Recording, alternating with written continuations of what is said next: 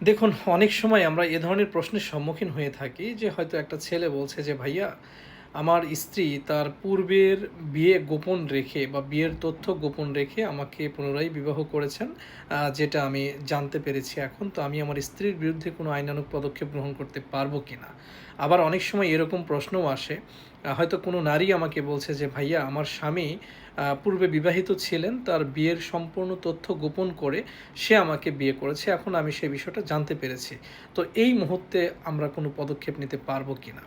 তো একটা বিষয় হচ্ছে যে যদি কোনো ব্যক্তি এই ধরনের অপরাধ সংগঠিত করে থাকেন যে পূর্বের বিবাহ গোপন করে সে পুনরায় অন্য কাউকে বিবাহ করেছেন, তাহলে পরবর্তী যে ব্যক্তিকে বিবাহ করা হয়েছে সেই ব্যক্তি চাইলে তার জীবনসঙ্গী অর্থাৎ স্বামী বা স্ত্রীর বিরুদ্ধে কিন্তু মামলা করতে পারে আমাদের বাংলাদেশের দণ্ডবিধির ৪৯৫ ধারা অনুযায়ী।